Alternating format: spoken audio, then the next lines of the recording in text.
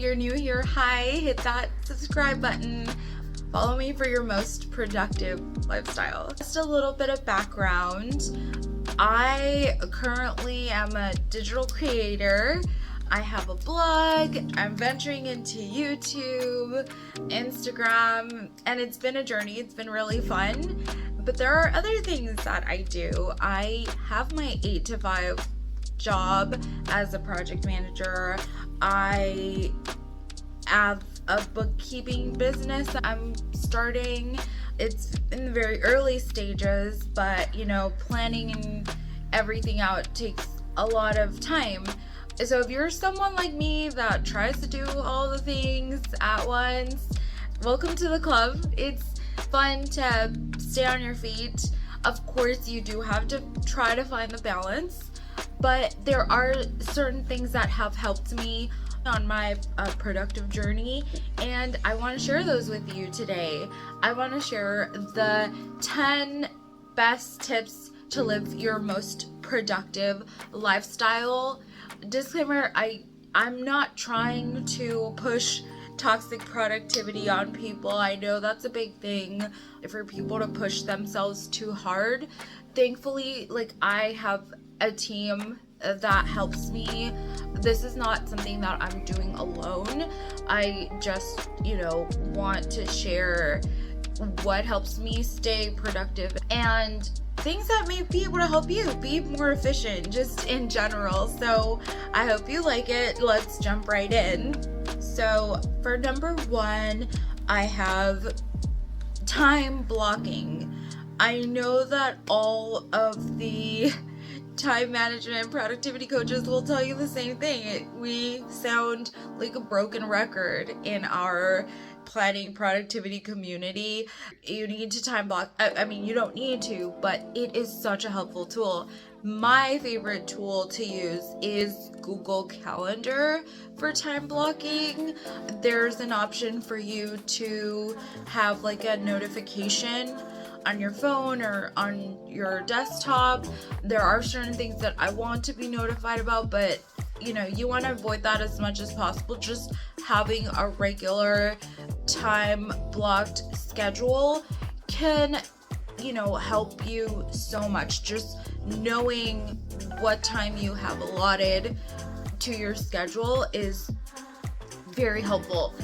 I personally don't do it every week. I have tasks that I have blocked out in general. I know that I'm gonna be in my job, but sometimes during lunch I will schedule something that I need to do that day.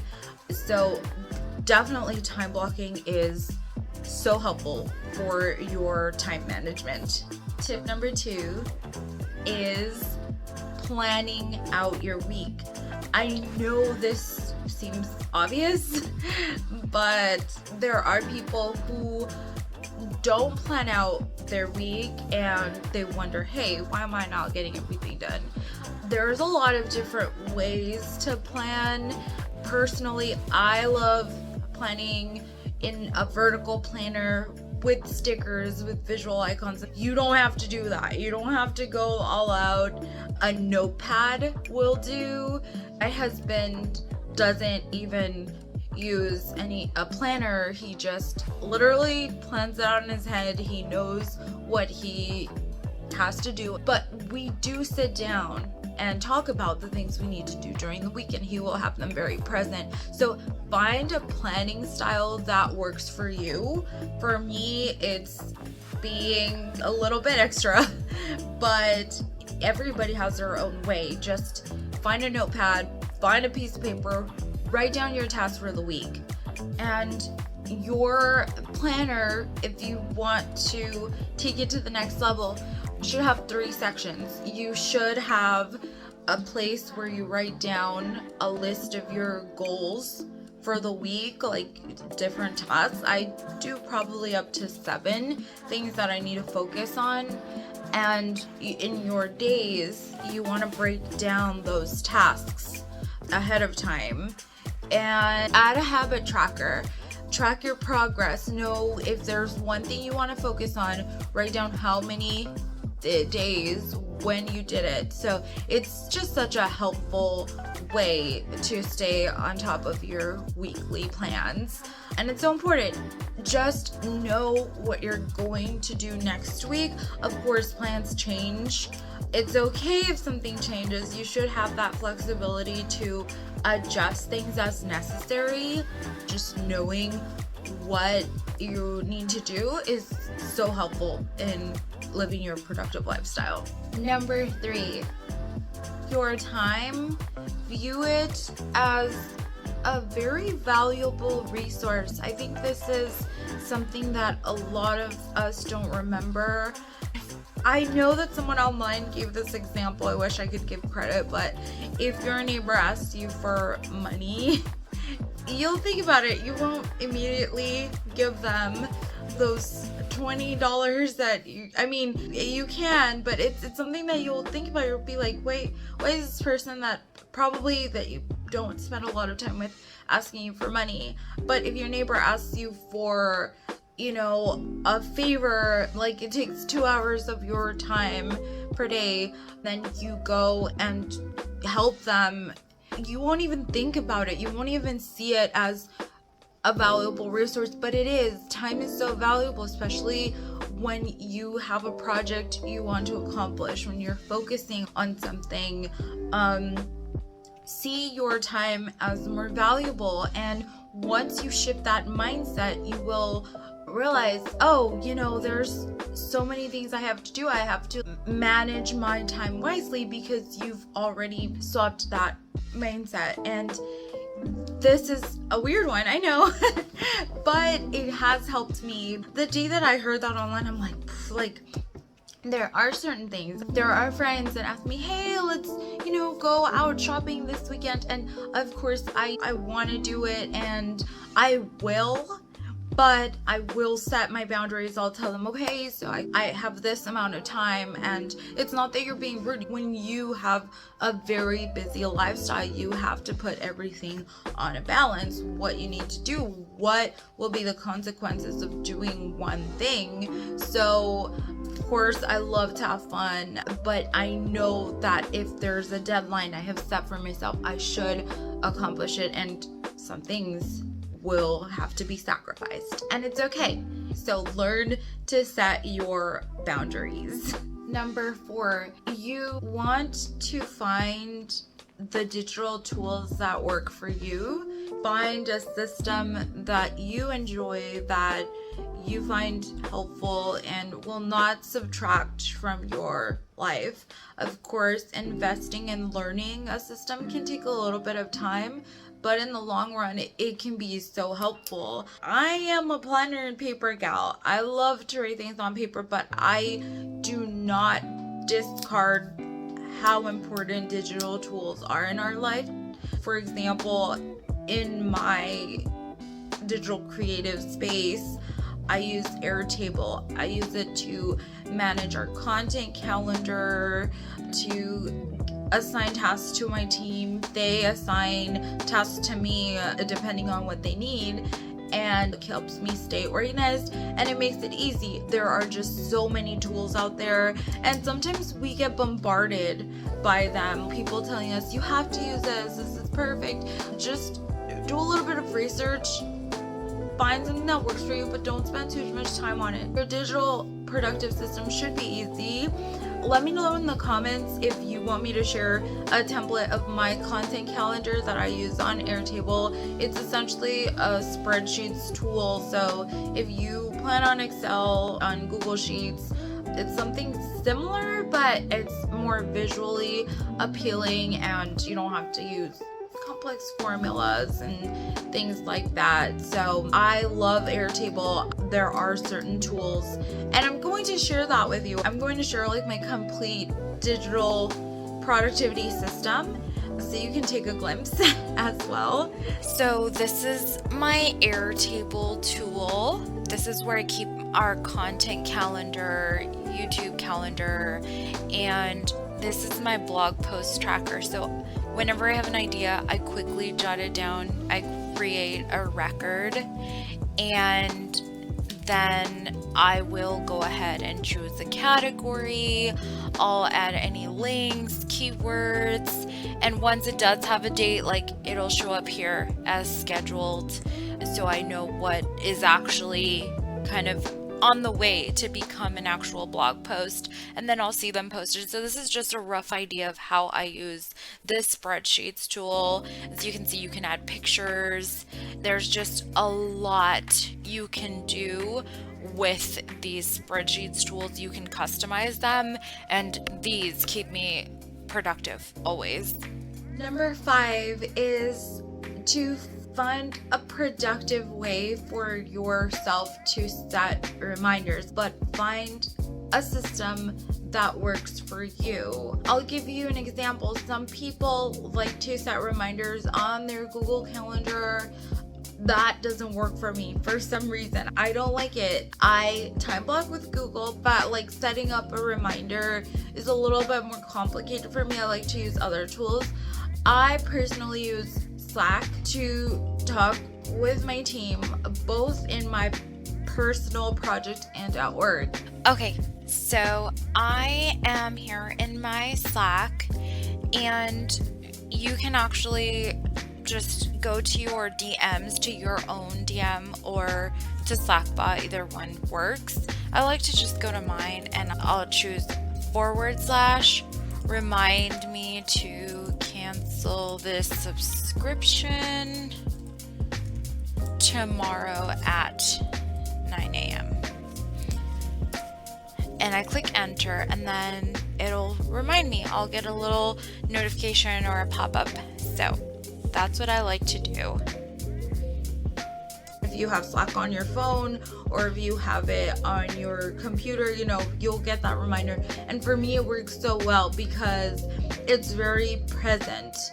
I live by reminders because my brain is jelly. Sometimes I forget everything. And of course, if it works for you to write them down on a notepad, put a post-it, you do you. For me, that doesn't help because as much as I love writing, I will forget. I will dismiss that notepad. So find that reminder system that works for you, because our life is built on those tiny little tasks that you have to do, but you don't get to them right away, or you have to do them on a certain day, and it's not something that you can just remember. So find it, do it, and be reminded. Number 6, create visual cues for yourself to have a visual reminder of what you need to do. If you've heard the phrase out of sight, out of mind, that's exactly what happens. If you don't have a visual that reminds you that you need to do something, you might forget. Vitamins, for example, if there's a vitamin you are taking and you just forget to take it, that's probably because you have it locked up somewhere in your medicine cabinet. Try to set down those vitamins on your nightstand or on a countertop where you have your coffee machine every morning. Try to keep them visible for you to do them. If you want to work out the next morning, try to have your workout clothes on a chair somewhere that you can see it. Just those type of visual reminders will help you stay on track. I live by this. If I have my vitamins in a cabinet somewhere, I'll literally never take them until they expire. Since I started putting them next to my coffee machine, I absolutely know that I need to take them. Of course, it won't be perfect. There are days that I still forget, but it's a much better way to remember to do things. So, visual cues. Number 7, schedule fun within your week. We don't want to be our own micromanaging boss where we're just telling ourselves to work. We need to be flexible with ourselves and know that some things will change. Sometimes we're just gonna want to nap instead, but to avoid us just breaking down and doing too many things at once, it is so helpful to just schedule that one day. Maybe one day a week, you come home, you sleep, or you watch a movie, and establish that. If it helps to write it in your planner, write Wednesday is my happy day, my me day, or it's date night, or something like that. You don't want to exhaust yourself too much when you're trying to pursue your goal. Sometimes when you overload your week, the only thing you end up doing is just feeling like there's too much to do. Schedule fun, and you may find that you're more productive that way. Number 8, establish Keystone habit. Okay, now I'm getting a little bit technical.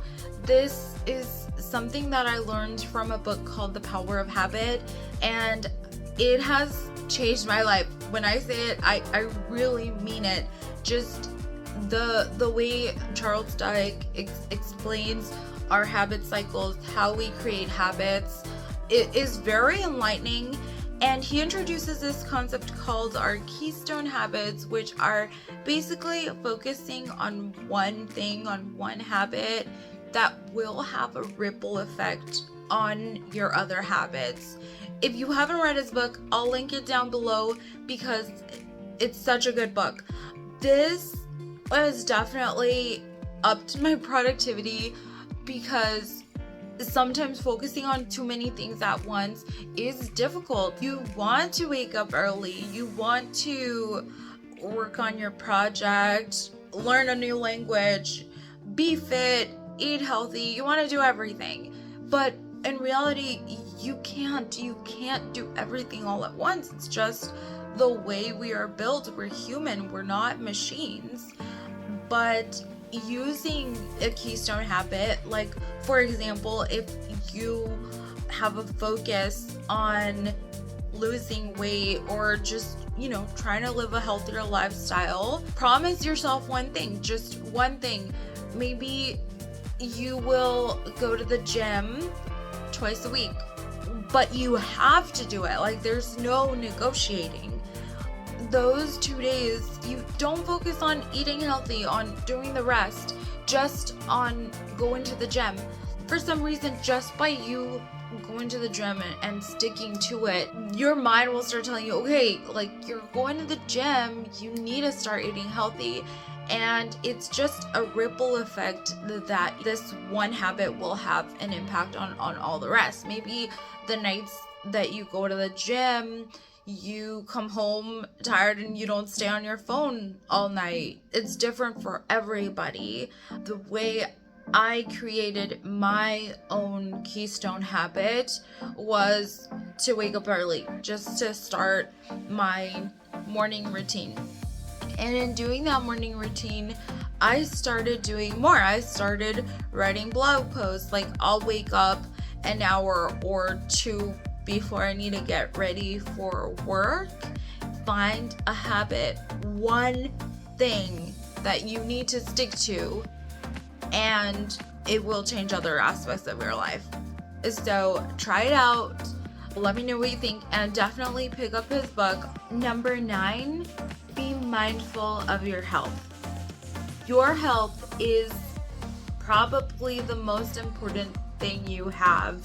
If you're not getting enough sleep, if you choose junk food over healthy food in order to save time, you are doing yourself a disservice. I mean, everybody has different health conditions, but in general, unhealthy habits will make you tired. Eating junk food, not getting physical activity, not having your blood circulating, like even just a 30-minute walk can be helpful within your routine. But if you are sacrificing your health in order to fulfill a professional goal or a personal goal, that's not the right way to go about it. Health is so important, and some of us don't realize until it's too late. So take care of yourself. You are so important. and part of being productive is being mindful of your health. Number 10, and this is my favorite one: celebrate your wins, celebrate your successes, because we're constantly running around trying to do everything. And when we sit down and we realize and we are grateful for what we did, or we're grateful for help that our family gave us, it really changes your mindset. It's so important to have this gratitude mindset about certain things in your life. So celebrate you, celebrate those small victories. And it all depends on you. How do you want to celebrate? There's a scene in Parks and Rec where they're going on Treat Yourself day, and then like Donna and Tom are just like buying goodies and things, and they bring Ben along, but he just wants to wear his Batman suit. So everybody has their own ways of celebrating. Yeah, you know what? I'm gonna do that. I'm gonna treat myself. Something that I personally like to do is I like to buy myself something nice. Not too nice, just like maybe get a planner accessory that I wanted, or order something when I achieve a big milestone. That's how I reward myself. Or sometimes my reward is just going out and getting some boba with my husband, or having a dinner at a new place that we don't normally know. It's all the little things, and the big things also, of course, deserve a big celebration. But even just like reaching a small milestone that you set for yourself can be a reason to celebrate. So celebrate away. So those were my 10 productivity tips. I know that not all of them are about running and doing all the things, but I have a very self-care mentality. So this is what I live by, what I believe in. Of course, I try to do everything I can within my possibilities, but I know that sometimes you do need a break. Let me know what you think. If you have any other productivity tips that I can implement in my lifestyle, let me know in the comments. Like and subscribe for more organization, planning, productivity tips. Let's all stay optimized and organized in our daily life. I really hope to see you around. Goodbye.